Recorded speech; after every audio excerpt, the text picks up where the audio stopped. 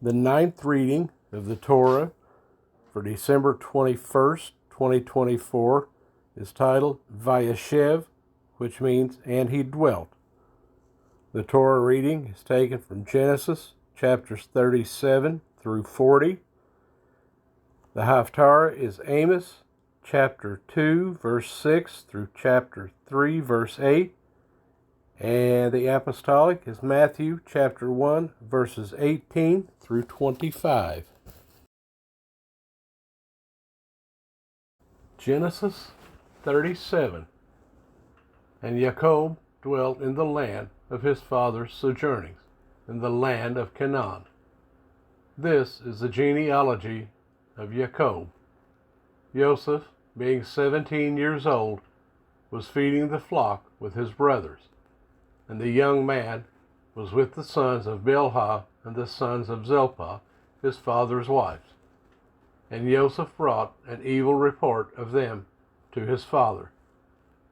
And Israel loved Joseph more than all his children, because he was the son of his old age. And he made him a long robe. But when his brothers saw that their father loved him more than all his brothers, they hated him, and were not able to speak peaceably to him. And Joseph dreamed a dream, and told it to his brothers. So they hated him even more. And he said to them, Please listen to this dream which I have dreamed. See, we were binding sheaves in the midst of the field, and see, my sheaf rose up, and also stood up. And see, your sheaves stood all around, and bowed down to my sheaf. And his brothers said to him, Shall you indeed reign over us? Shall you indeed rule over us? So they hated him even more for his dreams and for his words. And he dreamed still another dream, and related it to his brothers, and said, See, I have dreamed another dream. And see, the sun and the moon and the 11 stars bowed down to me. And he related it to his father and his brothers. And his father rebuked him, and said to him, What is this dream that you have dreamed? Shall we, your mother and I and your brothers, indeed come to bow down to the earth before you? And his brothers envied him, but his father guarded the word. And his brothers went to feed their father's flock in Shechem. And Israel said to Joseph, Are not your brothers feeding the flock in Shechem?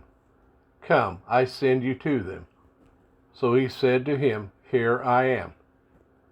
And he said to him, Please go and see if it is well with your brothers, and well with the sheep, and bring back word to me.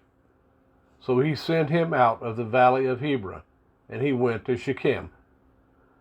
And a certain man found him, and see, he was wandering in the field. And the man asked him, saying, What do you seek? And he said, I am seeking my brothers. Please inform me where they are feeding their sheep. And the man said, They have left here, for I heard them say, Let us go towards Dothan. So Joseph went after his brothers, and found them in Dothan.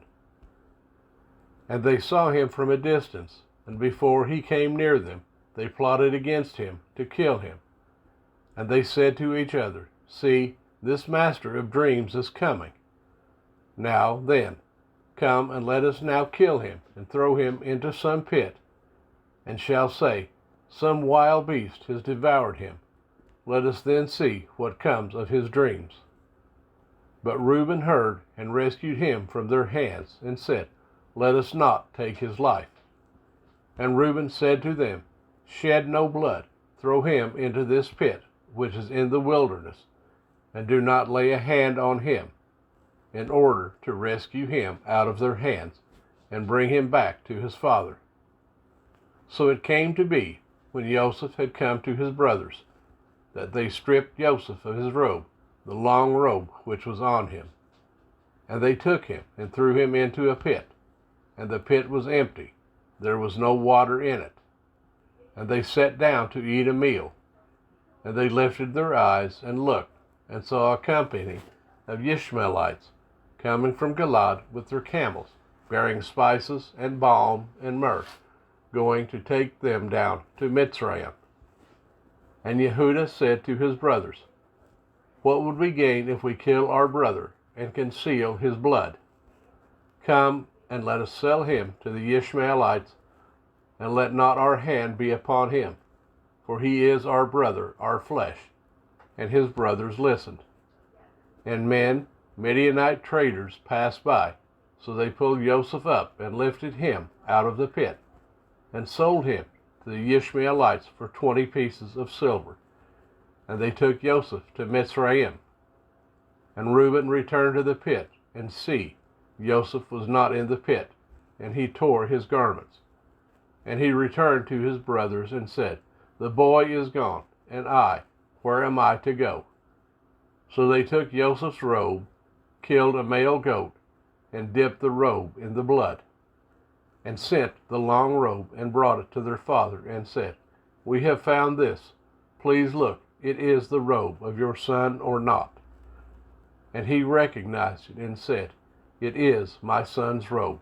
An evil beast has devoured him. Joseph is torn to pieces.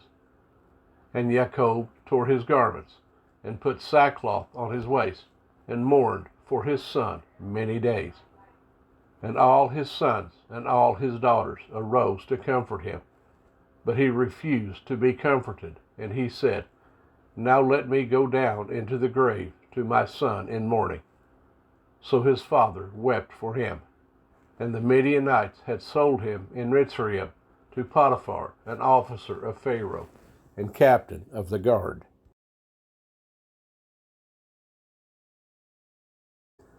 Genesis 38. And at that time it came to be that Yehudah left his brothers, and turned aside to a man, an Adulamite, whose name was Hira. And Yehudah saw there a daughter of a certain Canaanite, whose name was Shua. And he took her and went into her. So she conceived and bore a son, and he called his name And she conceived again and bore a son, and she called his name Onan. And she conceived yet again and bore a son, and called his name Shelah. And he was at Kezib when she bore him. And Yehudah took a wife for his firstborn, and her name was Tamar. But Yehudah's firstborn, was evil in the eyes of Yehovah, and Yehovah took his life. And Yehudah said to Onan, Go in to your brother's wife and marry her, and raise up an heir to your brother. And Onan knew that the offspring would not be his. And it came to be, when he went in to his brother's wife, that he spilled on the ground, lest he should give an offspring to his brother. But what he did displeased Yehovah, so he took his life too. Then Yehudah said to Tamar, his daughter-in-law, Remain a widow in your father's house until my son Shelah is grown. For he said, Lest he also die as his brothers did. And Tamar went down and dwelt in her father's house. After a long time, the daughter of Shua, Yehudah's wife, died. And Yehudah was comforted, and went up to his sheep shears in Timnah, he and his friend Hira the Adulamite. And it was reported to Tamar, saying, See, your father-in-law is going up to Timnah to shear his sheep. And she took off her widow's garments, and covered herself with a veil, and wrapped herself, and sat at the entrance to Enaim, which was on the way to Timnah. For she saw that Shelah was grown, and she was not given to him as a wife. And Yehudah saw her, and reckoned her for a whore, for she had covered her face. And he turned aside to her by the way, and said, Please let me come in to you. For he did not know that she was his daughter-in-law. And she said, What do you give me to come in to me? And he said, Let me send you a young goat from the flock. And she said, do you give me a pledge until you send it? So he said, what pledge should I give you? And she said, your seal and your cord and your staff that is in your hand. And he gave them to her and went into her, and she conceived by him. And she arose and went away, and removed her veil, and put on the garments of her widowhood. And Yehudah sent the young goat by the hand of his friend the Adulamite, to receive his pledge from the woman's hand, but he did not find her. And he asked the men of that place, saying, where is the cult prostitute who was beside the way to Enaim? And they said, there was no cult prostitute in this place. And he returned to Yehudah and said, I have not found her. And the men of the place also said, there was no cult prostitute in this place. And Yehudah said, let her take them for herself, lest we become despised, for I sent this young goat, and you have not found her. And it came to be, about 3 months after, that Yehudah was informed, saying, Tamar, your daughter-in-law, has whored, and see, she was conceived by whoring. And Yehudah said, bring her out, and let her be burned. When she was brought out, she sent to her father-in-law, saying, by the man to whom these belong, I am pregnant. And she said, please examine who these are, the seal, and the cord, and the staff. And Yehudah examined and said, she has been more righteous than I, because I did not give her to Shelah, my son, and he never knew her again. And it came to be, at the time for giving birth, that, see, twins were in her womb. And it came to be, when she was giving birth, that the one put out his hand, and the midwife took a scarlet thread and bound it on his hand, saying, this one came out first. And it came to be, as he drew back his hand, that, see, his brother came out. And she said, how did you break through? This breach be upon you. So his name was called Peretz. And afterward his brother came out, who had the scarlet thread on his hand. So his name was called Zerah. Genesis 39. And Joseph had been taken down to Mitzrayim, and Potiphar, an officer of Pharaoh, captain of the guard, a Mitzrayite, brought him from the Ishmaelites who had taken him down there. And it came to be that Yehovah was with Joseph, and he became a prosperous man, and was in the house of his master, the Mitzrayite. And his master saw that Yehovah was with him, and that Yehovah made all he did to prosper in his hand. So Joseph found favor in his eyes, and served him. And he appointed him over his house, and gave into his hand all that he had. And it came to be, from the time that he appointed him over his house and all that he had, that Yehovah blessed the Mitzrayite's house for Joseph's sake. And the blessing of Yehovah was on all that he had in the house and in the field. And he left in Joseph's hand all that he had, and he did not know what he had except for the bread which he ate. And Joseph was handsome in form and appearance.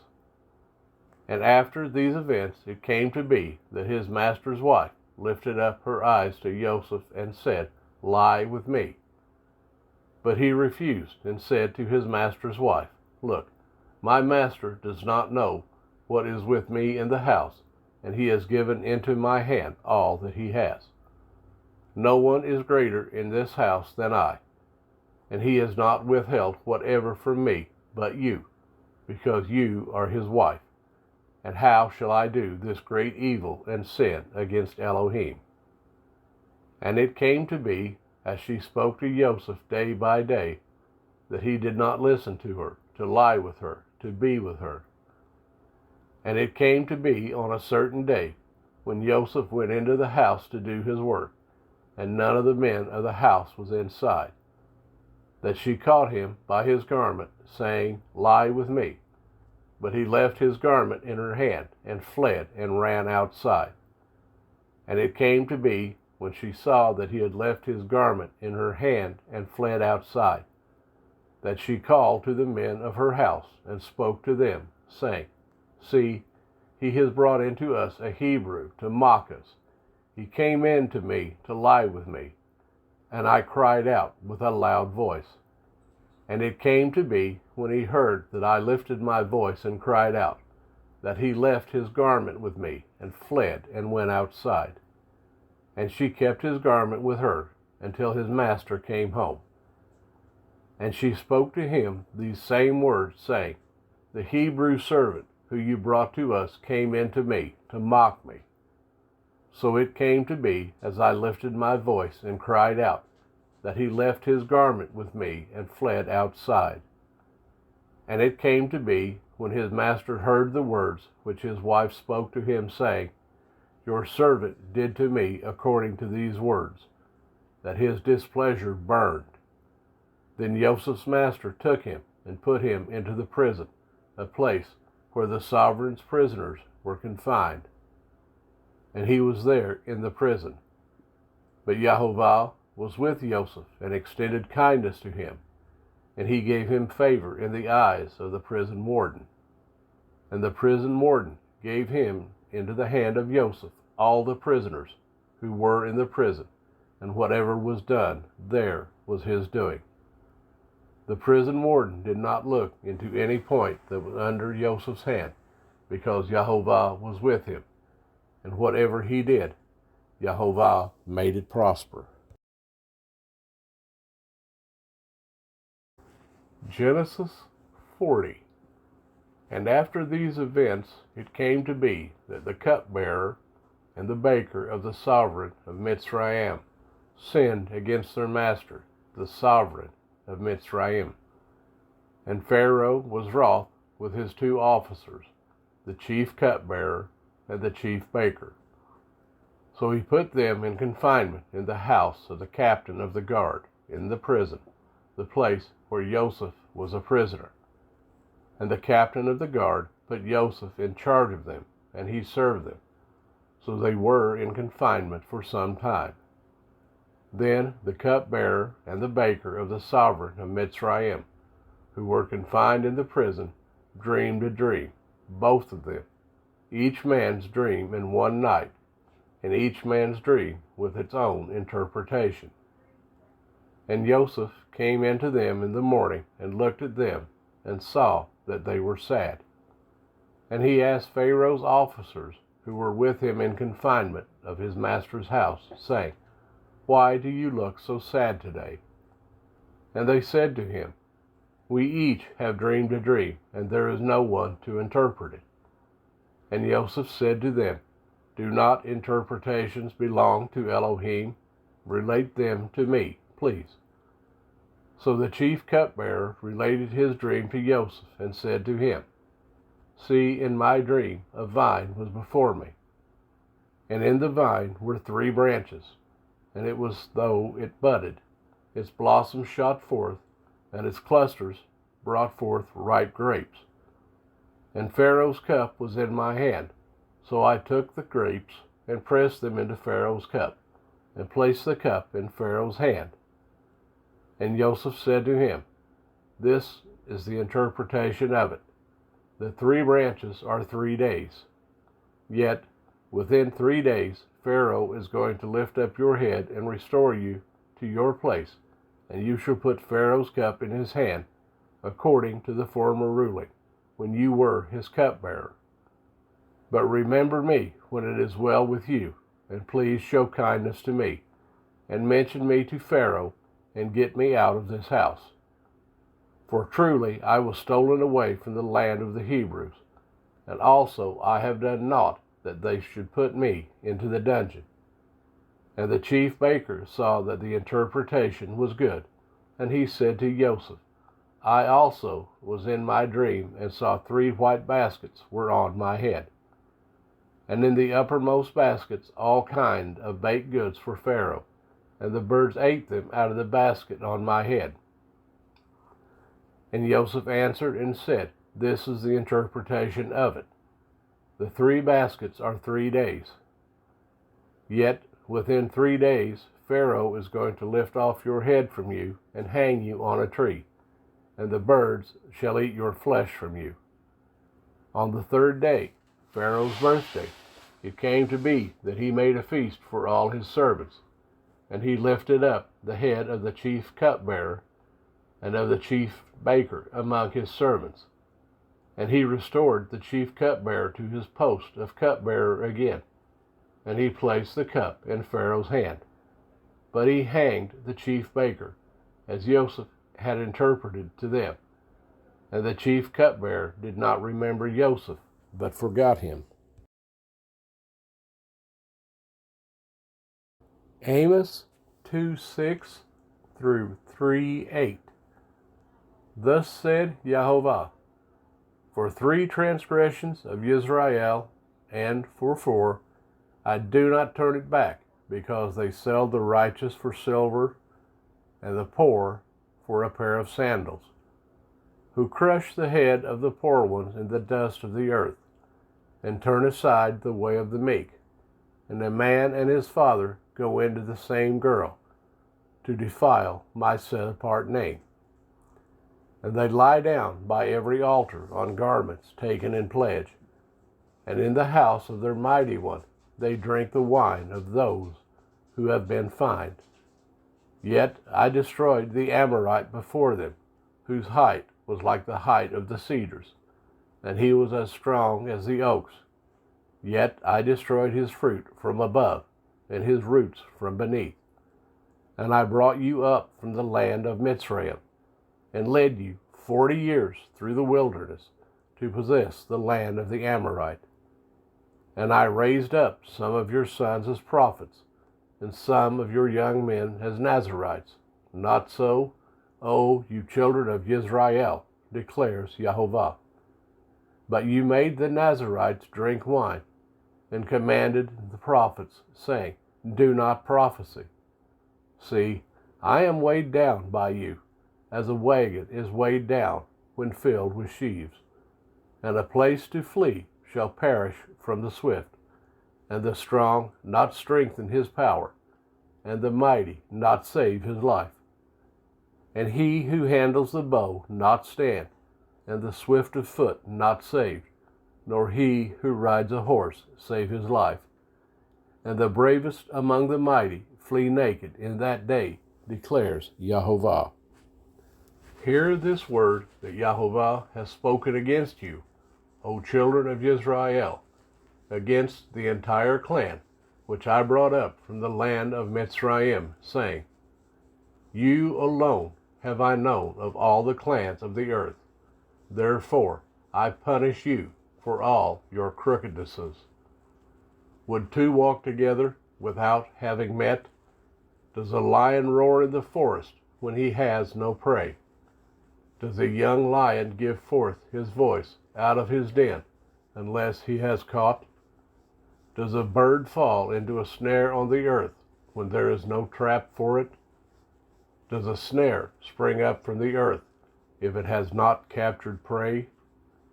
If a ram's horn is blown in a city, do the people not tremble? If there is calamity in a city, shall not Yehovah have done it? For the Master, Yehovah, does no matter unless he reveals his secret to his servants, the prophets. A lion has roared. Who is not afraid? The Master, Yehovah, has spoken. Who would not prophesy? Matthew 1:18 through 25. But the birth of Yeshua, Messiah, was as follows. After his mother Miriam was engaged to Joseph, before they came together, she was found to be pregnant from the set-apart spirit.